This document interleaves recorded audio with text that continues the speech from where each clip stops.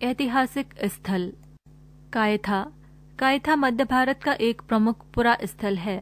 मध्य प्रदेश के उज्जैन जिले में चंबल की सहायक नदी काली सिंध के दक्षिणी किनारे पर ये पुरातात्विक स्थल बसा हुआ है। सर्वप्रथम 1964 ईस्वी वाकणकर महोदय ने इस स्थान की खुदाई करवाई थी। तत्पश्चात उज्जैन तथा पूना विश्वविद्यालय द्वारा यहाँ खुदाई कार्य करवाया गया। यहाँ से प्राप्त सामग्रियाँ मध्य भारत की ताम्रपाषाण युगीन सभ्यता पर अच्छा प्रकाश डालती हैं।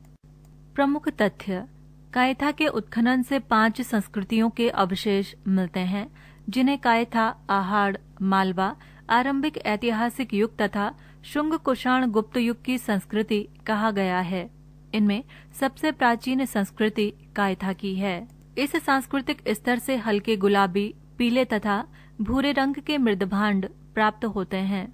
प्रमुख पात्र घवड़े, कटोरे, तसले, मटके, लोटे, थालियां, नाद आदि हैं। कुछ हाथ से बने हुए मिट्टी के बर्तन भी मिलते हैं। कुछ बर्तनों पर चित्रकारियां भी मिलती हैं। धातुओं में तांबे तथा कांसे के उपकरण एवं आभूषण जैसे कुल्हाड़ी, छैनी, चूड़ी, मनकों के हार आदि प्राप्त हुए हैं। एक घड़े के भीतर लगभग 40,000 छोटे मनके मिले हैं। कुछ लघु पाषाणोकरण अर्थात माइक्रोलिथ भी प्राप्त होते हैं। उत्खनन सामग्रियों से ये संकेत मिलता है कि इस संस्कृति के लोग लकड़ी के लट्ठों, बांस की बल्लियों, मिट्टी, घास फूस आदि की सहायता से अपने मकानों का निर्माण करते थे। उनका जीवन खानाबदोश अथवा घुमक्कड़ नहीं था, अपितु वे स्थायी रूप से इस क्षेत्र में निवास करते थे। कायथा की संस्कृति का समय लगभग 2000 से 1800 ईसा पूर्व के मध्य निर्धारित किया गया है। कायथा की द्वितीय संस्कृति अर्थात आहाड़ 1700 से 1500 ईसा पूर्व के मृदभांड काले तथा लाल रंग के हैं, जिनके ऊपर सफेद रंग की चित्रकारियां मिलती हैं। इनमें थालियां, कटोरे आदि हैं। बड़ी मात्रा में लघु पाषाणोकरण अर्थात माइक्रोलिथ भी मिलते हैं। इनके अतिरिक्त मिट्टी की बनी हुई कुछ वृषभ मूर्तियां, शंखों की गुरियों के बने हार भी मिलते हैं। ज्ञात होता है कि इस संस्कृति के लोग अपने घर मिट्टी से बनाते थे। मकानों की फर्श कंकड़ पत्थर को कूटकर बनाई जाती थी। कायथा की तृतीय संस्कृति अर्थात मालवा के मृदभांड मुख्यतः हल्के लाल रंग तथा गुलाबी रंग के हैं, जिन पर काले रंग से डिजाइनें बनी हुई हैं। प्रमुख भाड़ घड़े, कटोरे, थालियां आदि हैं। इस स्तर से भी मिट्टी की कुछ वृषभ मूर्तियां मिलती हैं। इसका समय 1500 से 1200 ईसा पूर्व निर्धारित है। कायथा की 2 अंतिम संस्कृतियां लौह युग की हैं। आरंभिक ऐतिहासिक युग स्तर से लोहे के उपकरण प्राप्त होते हैं। यहाँ के प्रमुख मृदभांड काले चमकीले अर्थात NBP, काले तथा लाल तथा सादे धूसर रंग के हैं। इस संस्कृति का समय ईसा पूर्व 600 से 200 निर्धारित है। यहाँ की अंतिम संस्कृति ईसा पूर्व 2री शताब्दी से 6ठी शताब्दी ईस्वी के बीच की है। इस काल में उत्तर भारत में शुंग, कुषाण तथा गुप्त राजवंशों ने शासन किया। इस स्तर पर कई प्रकार के मृदभांड जैसे लाल, धूसर, काचित आदि मिलते हैं। कुछ अन्य उपकरण जैसे दीपक, बैलगाड़ी के पहिए, चूड़ी, बाण, थापी, चरखी आदि भी कायथा संस्कृति के अंतिम स्तर से प्राप्त होते हैं। नागार्जुनकोंडा। नागार्जुनकोंडा आंध्र प्रदेश राज्य के नलगोंडा जिले में स्थित एक ऐतिहासिक नगर है। ये बौद्ध महायान के प्रसिद्ध आचार्य नागार्जुन के नाम पर बना। ये भारत के सबसे पुराने शहरों में से एक है, जो बौद्ध धर्म का एक प्रमुख शिक्षा केंद्र हुआ करता था। यहाँ का स्तूप 1926 ईस्वी में खोजा गया था।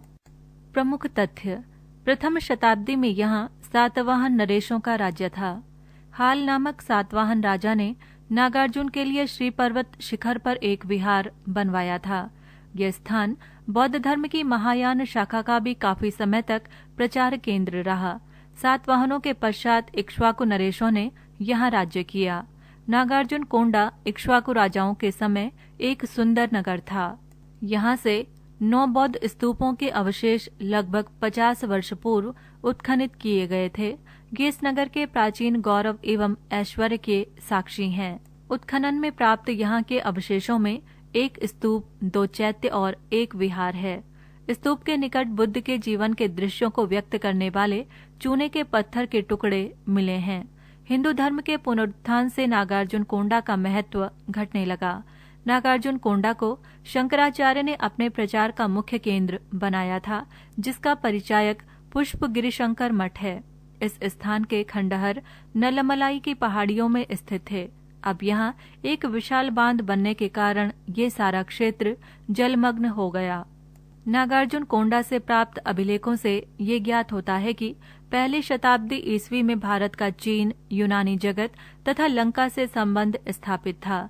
नागार्जुन कोंडा के एक अभिलेख से स्थविरों के संघों का ज्ञान होता है, जिन्होंने कश्मीर, गांधार, चीन, किरात, तोसली, यवन, ताम्रपर्णी द्वीपों में बौद्ध धर्म फैलाया था। कौशाम्बी। कौशाम्बी भारतीय राज्य उत्तर प्रदेश का एक जिला है। कौशाम्बी की गणना प्राचीन भारत के वैभवशाली नगरों में की जाती थी। कौशाम्बी प्राचीन भारत के 6 प्रमुख नगरों में से एक था।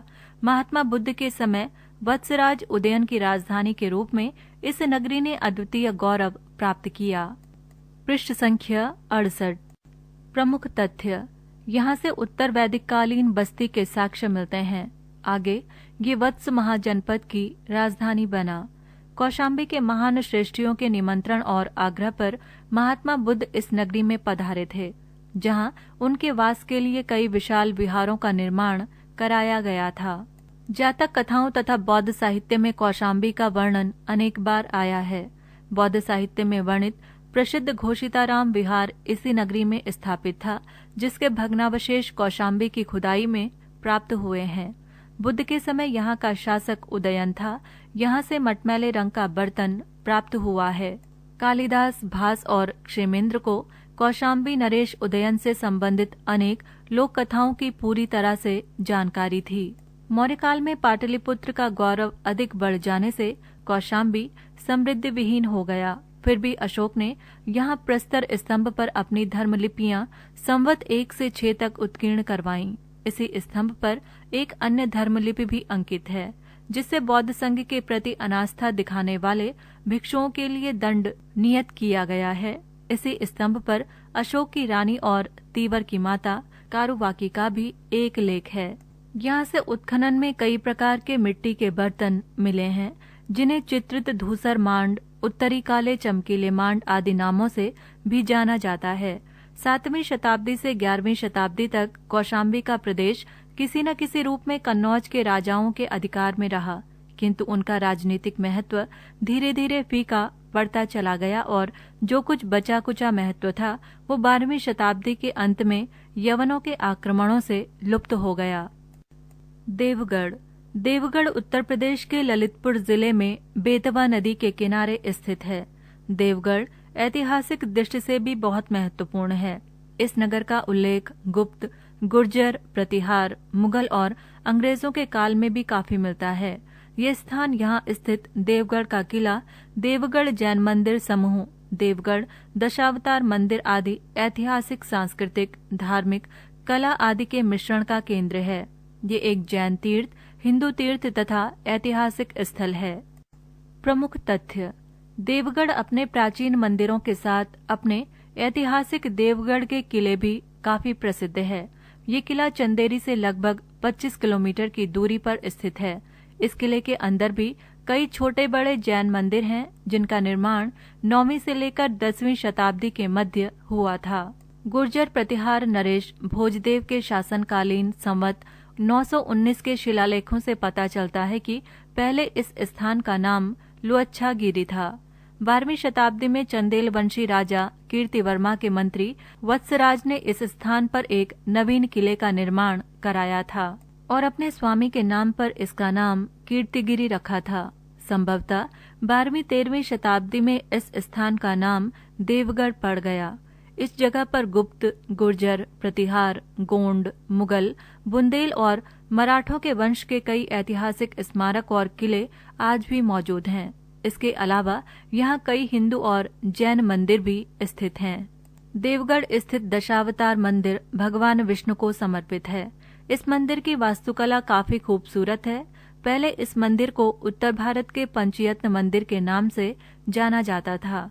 देवगढ़ किले के भीतर 31 जैन मंदिर हैं। इन मंदिरों में सबसे सुंदर मंदिर जैन तीर्थंकर शांतिनाथ का मंदिर है।